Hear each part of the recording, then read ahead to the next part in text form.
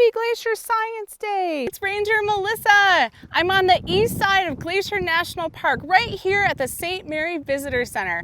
And it looks like maybe something out of a science fiction movie behind me, but it's actually the Dusty Star Observatory here at St. Mary. And this is a place where people can come and learn all about the night sky, the dark skies here in Waterton Glacier, and explain about what you can see with the observatory and the importance of our dark skies. We're going to meet up with Rademaker, who's the lead interpreter for the east side, as well as the astronomy coordinator. So I'm so excited to meet up with Lee and learn so much more about, well, the majestic sky above me. So let's go find him.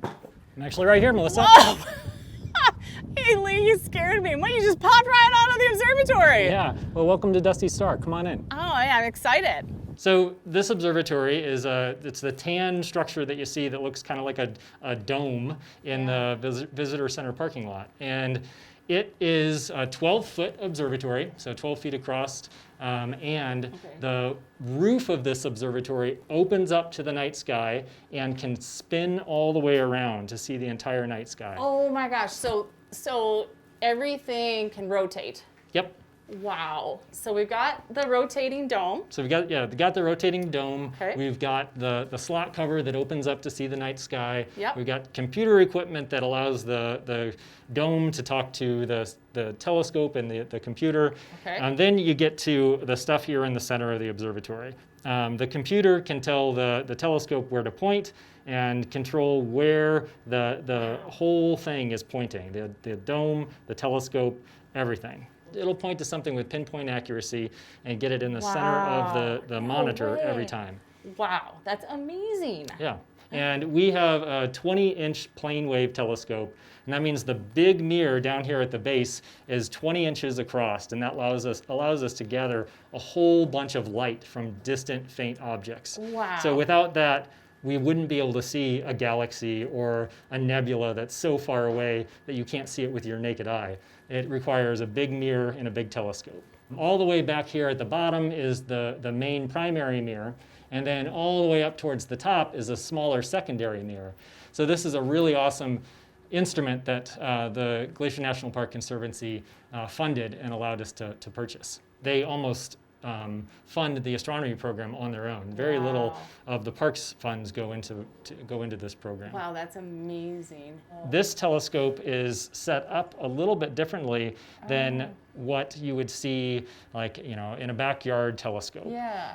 Most backyard telescopes use an eyepiece. Right. This one uses a cooled astronomical camera that allows us to share these images onto a screen that's actually outside the observatory. How do you find the object you want to look for?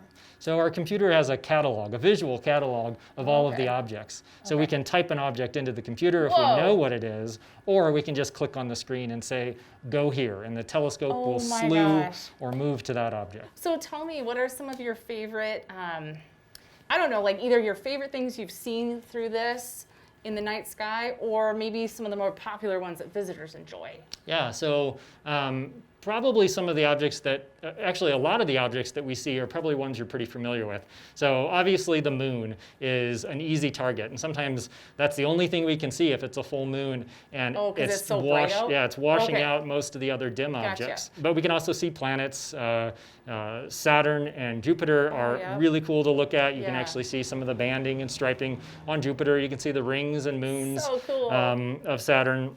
And then as we move further away from Earth, you can see lots of other stuff too. Some of my favorite are actually some of the nebula.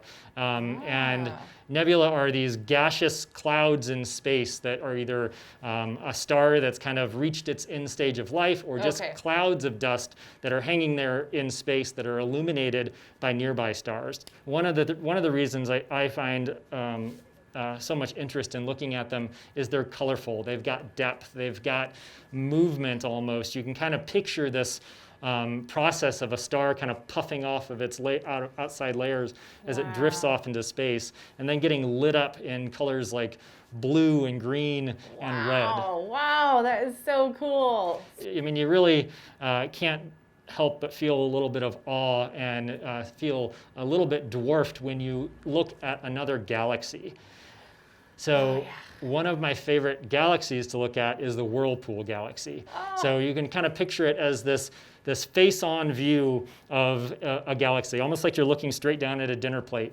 And the Whirlpool Galaxy is it's got these long tentacle-like arms that are twisting around, and it looks as though that it's caught a nearby passing galaxy.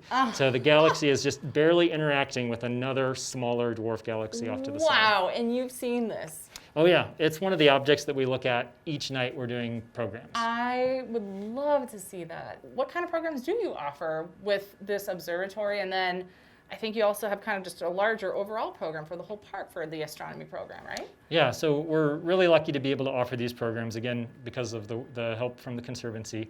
And these programs take place in 2 different places, here at the observatory, and then over in Apgar on the west side of the park. And depending on year to year, those programs may take place in different locations. So it's best to check with the park on our website or our park newspapers to find out where programs are actually occurring. Some people at home might have heard of the Logan Pass Star Parties, which are really, really amazing and fun, and I loved them.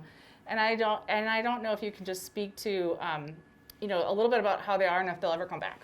Yeah, I really love the star parties too. They're these full-blown events with up to 500-600 people showing up, So cool. All to see and enjoy the night sky.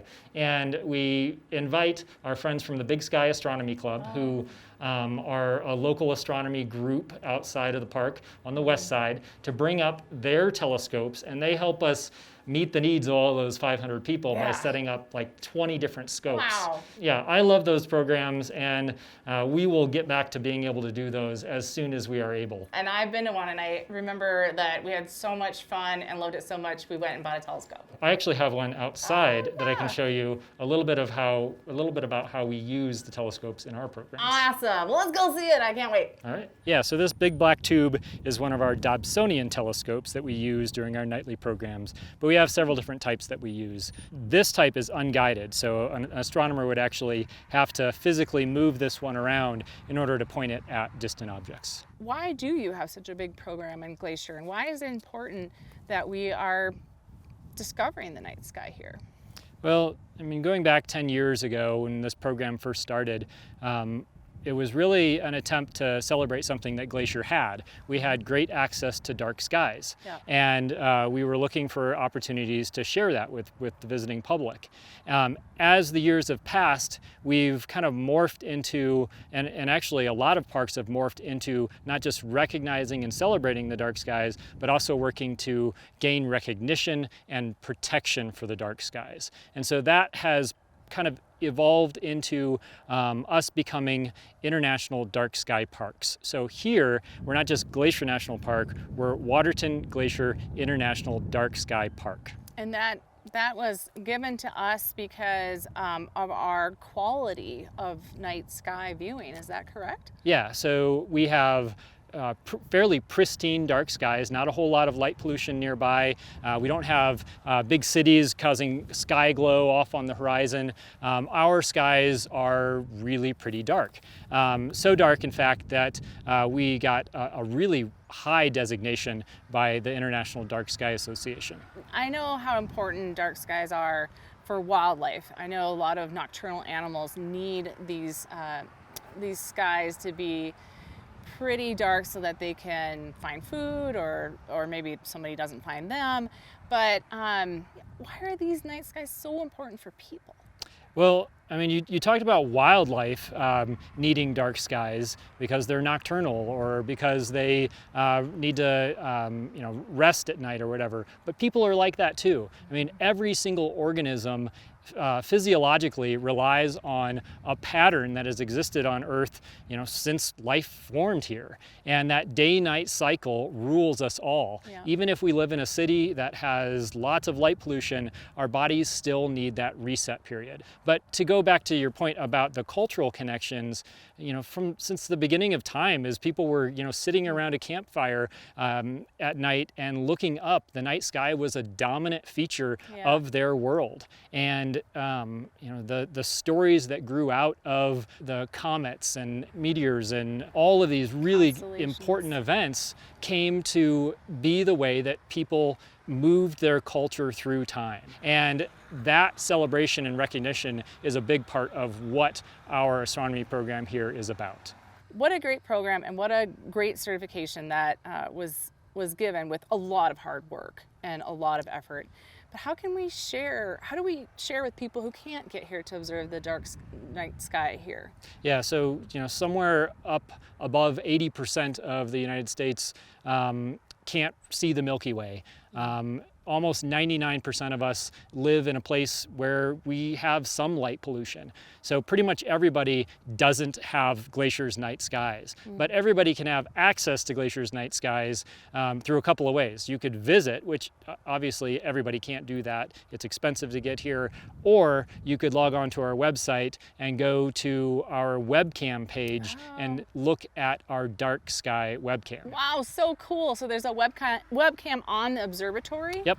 And no way. It has a 180-degree view of the St. Mary Valley here. Oh so this view behind us is in that webcam, and it captures the northern sky, the southern sky, and pretty much everything in between. And the really cool part is every single morning after the sun has risen, it takes all of those images from the night before and turns them into a time-lapse video that you can watch and fast forward and see everything that happened.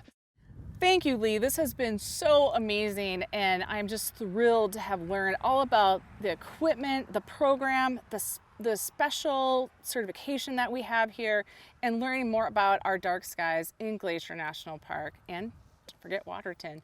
So thanks again, everyone, for watching, and I hope you stick with us because we still have many more science videos to go this summer. So stay tuned, and we'll be seeing you down the road. Thanks again, Lee.